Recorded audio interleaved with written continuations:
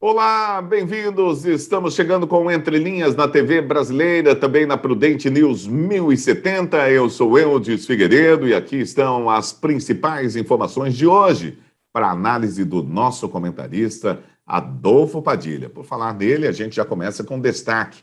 Adolfo Padilha, vamos lá para o seu destaque de hoje. Fala, Eudes, pessoal aí da Rádio Prudente News, TV brasileira. O meu destaque hoje é uma lembrança, né? Lembrando todos aí prudentinos que até o dia 30, na cidade de Presidente Prudente, tem um projeto muito interessante para quem tem dívidas, com 100% de desconto de juros e multas, né? E você aí que tem alguma dívida na prefeitura, é uma boa oportunidade para você ir lá agora, tentar levantar o dinheiro, descontando de 100% de dívida e juros. Isso é um momento interessante, se for possível, para você quitar sua dívida, não pagar os juros e não pagar a multa. Na cidade de Presidente Prudente, vai até o dia 30, turma. Então você aí, corre lá que dá tempo de fazer um levantamento, dá tempo, vale até a pena, né? Porque às vezes você pega um dinheirinho mais barato aí, vai lá e quita uma dívida sem multa e sem juros. Quer dizer, alternativas tem. Finanças é assim, é quebrar a cabeça, é virar no quadrado, é jogar o xadrez, que a grande maioria, como eu e todo mundo, nós estamos apertados. Mas é uma baita de uma oportunidade para pagar a conta na prefeitura até o dia 30 desse mês. Só ir lá no setor de arrecadação, sentar lá, levantar a grana, pagar e ficar livre de juros e multas. Até agora já tem quase 3 milhões e poucos de acerto de pessoas que foram lá e quitaram suas dívidas sem os juros e sem a multa. Não perca você também essa oportunidade, não. Até dia 30 de setembro na Prefeitura Municipal, lá de Presidente Prudente. Valeu! Ok, olha só, o ministro Haroldo Cedras, do Tribunal de Contas da União, o TCU, afirmou essa semana que a promessa de levar a internet móvel de quinta geração, a chamada 5G, a todas as capitais do país até julho do ano que vem, 2022, é para, entre aspas, inglês ver. A promessa foi feita pelo ministro das Comunicações, Fábio Faria. Muito bem, vamos lá, comentando esse assunto aí. O ministro do TCU não acredita que vamos ter internet em todas as capitais no ano que vem. Como é que você vê essa situação em Adolfo Padilha? Vamos lá, com você. Esse negócio do 5G é uma evolução, um pulo, né? Um upgrade muito grande, né? A gente sente na matéria como é incrível a tendência de certas redações em querer diminuir tudo, né? 5G para julho de 2022 seria para inglês ver. Mas vai ter, né? O importante é isso, que vai começar, que saiu do papel. Agora, o para inglês ver é a maldade da imprensa, é a maldade da colocação do título. O importante é que o governo está se movimentando para implantar essa nova tecnologia para todos os brasileiros, né? Inicialmente, algumas capitais. O inglês ver, ele quis dizer no sentido de que ainda não vai atingir todo mundo. E nem dá. O Brasil é um continente enorme. Mas o mais importante é afirmar, meu amigo Eudes Figueiredo, que vai sair. Tá que nem aquele café, sabe, Eudes? O café que você vive prometendo e a gente não toma já faz 4 semanas. É mais ou menos igual o 5G, mas vai sair. Uma hora vai sair, né? Um abraço. Ok, vamos falar do Supremo Tribunal Federal, que em manifestação enviada ao STF, o Google e o Twitter classificaram de desproporcionais as ordens do ministro Alexandre de Moraes, que derrubaram perfis de apoiadores do presidente Jair Bolsonaro nas redes sociais. As Big Techs citaram ainda a censura prévia no documento solicitado pelos investigadores de inquérito aberto a pedido da Procuradoria-Geral da República. O procedimento investiga a suposta organização criminosa que estaria por trás dos atos do Dia da Independência, do dia 7 de setembro. Os protestos reuniram milhões de pessoas contra a postura adotada pelos juízes do STF. Muito bem, Adolfo Padilha, diz aí pra gente. Agora até o Google e o Twitter também estão contra as decisões do Supremo Tribunal Federal. Vamos lá, com você. O Google e o Twitter vê nas ordens do Moraes uma desproporcionalidade. Não é novidade para você, Eudes? É novidade para você que está me ouvindo ou me assistindo na TV brasileira, que não concorda com esse cerceamento do direito de liberdade de poder falar? Eu sempre disse e vou dizer aqui, todo mundo pode falar o que quiser. Se abusar, existe o Código Penal e o Código Civil para ser enquadrado e responder a processo. Não é o ministro do STF que pode determinar o que se pode ou não pode falar. E normalmente ele anda agindo só quem fala a favor do governo e contra atitudes do STF. A verdade é que nós temos uma corte totalmente antipopular, nós temos uma corte totalmente ativista, ou seja, política, ideológica, e demonstra isso claramente. Nós temos, infelizmente, uma corte sem credibilidade nenhuma no sentido da maioria, e eles insistem em fazer que nem fez o Fux ontem, um discurso dizendo que o STF é o pilar da democracia. Não, é. O órgão STF é. Agora, o que o Fux ou alguns outros, o que o Fux permite como presidente, que alguns outros ministros estão fazendo de uma forma única, de uma forma individual, não está sendo não é a maior sustentação da democracia hoje. Nós temos deputado preso pelo que ele falou, discordo da forma que falou, do jeito que falou, mas não poderia estar preso.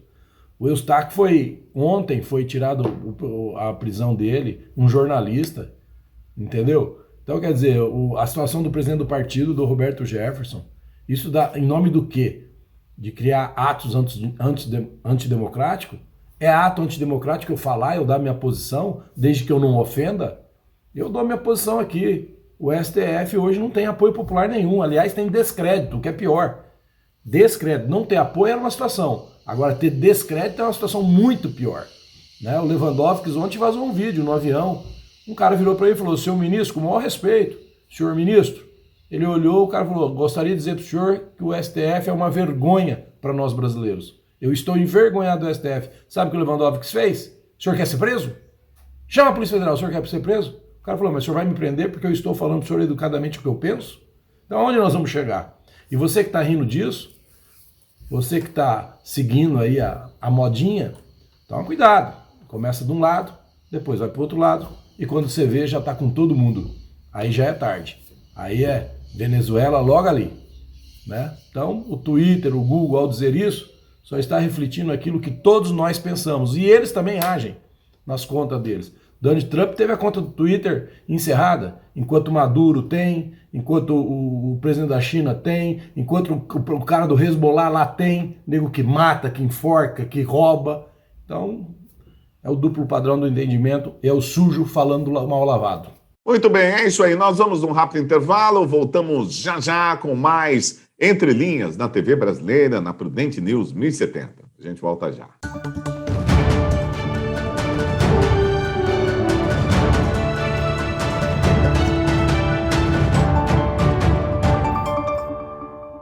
Ok, já estamos de volta aqui na Prudente News 1070 e também na TV brasileira e nas redes sociais. Muito obrigado a você que sempre nos acompanha. Vamos lá para a segunda parte do programa.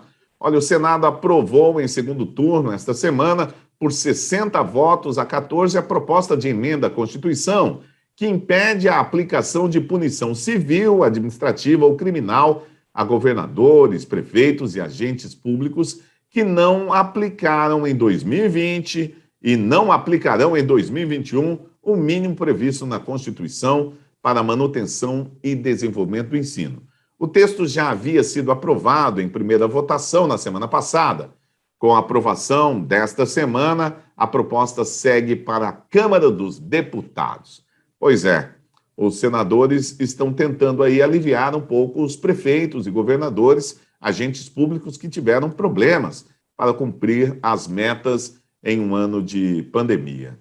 Vamos lá então, comentando esse assunto, Adolfo Padilha. Olha, mesmo com a obrigação, você já vê prefeito e governador não investiu o que deve ser investido na educação. Aí o Senado, como defende muito o interesse popular, por 60 votos, define que não pode ter aplicação de punição civil, administrativa ou criminal, quem não aplicar em 2021 e 2020 o mínimo previsto da Constituição.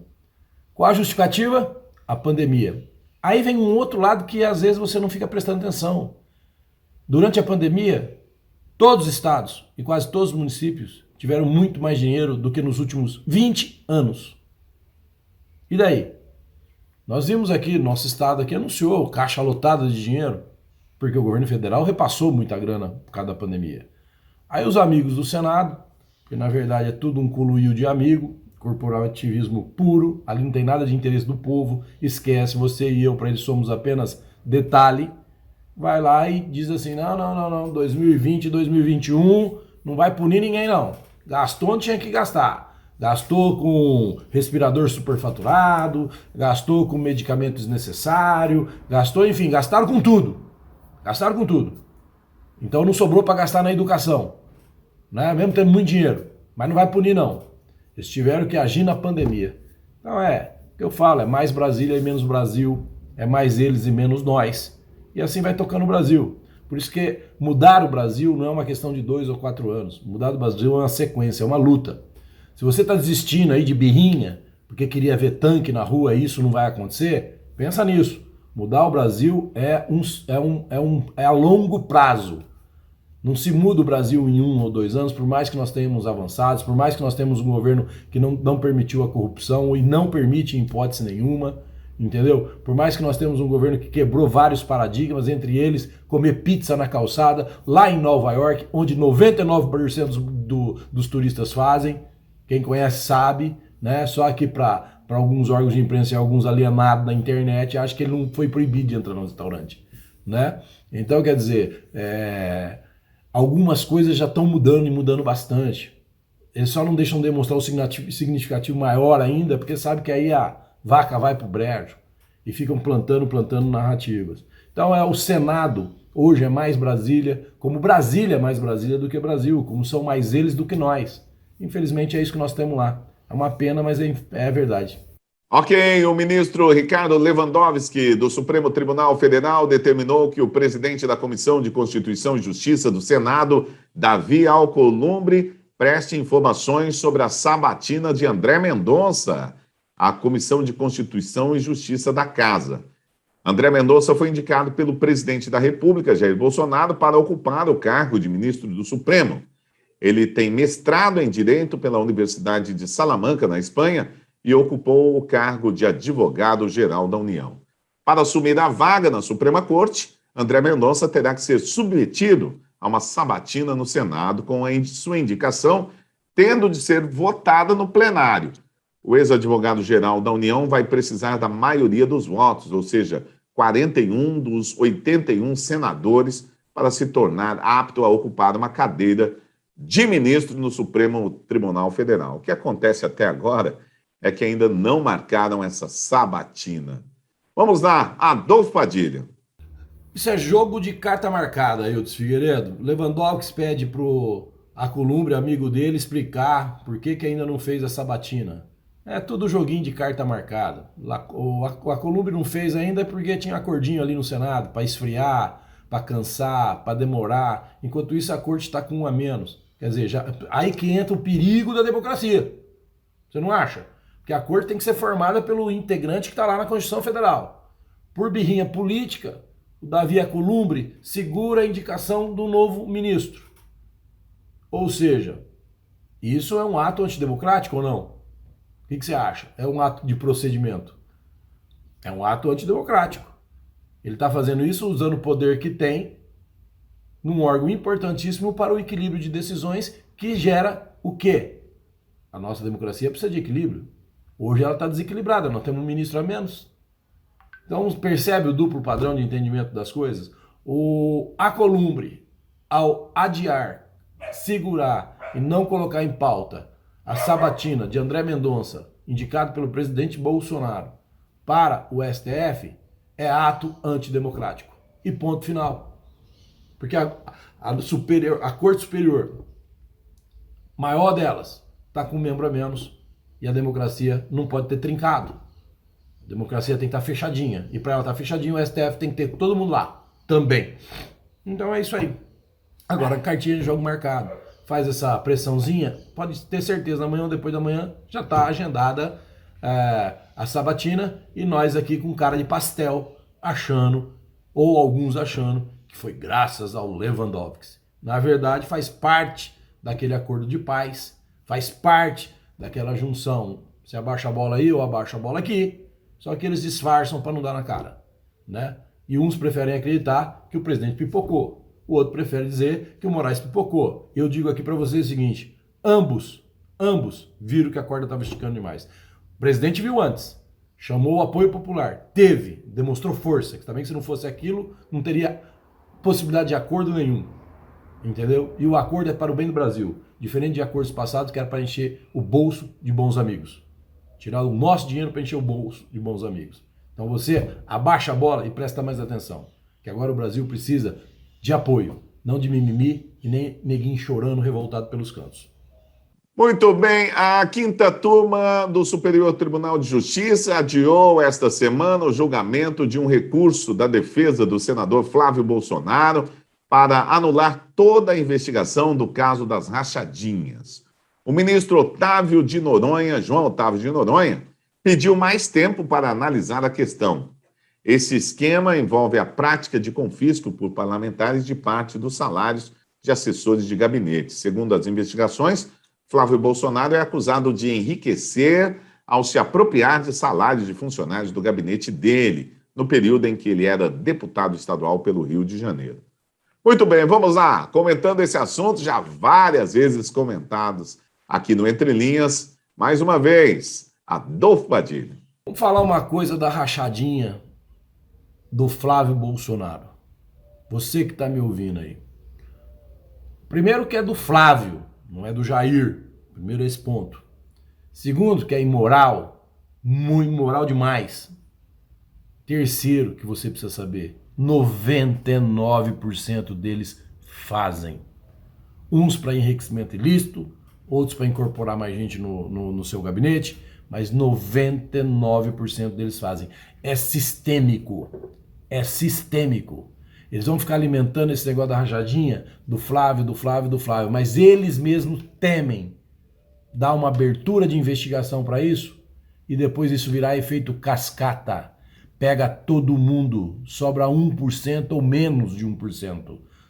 É sistêmico. É um procedimento onde a dificuldade faz pensar na facilidade.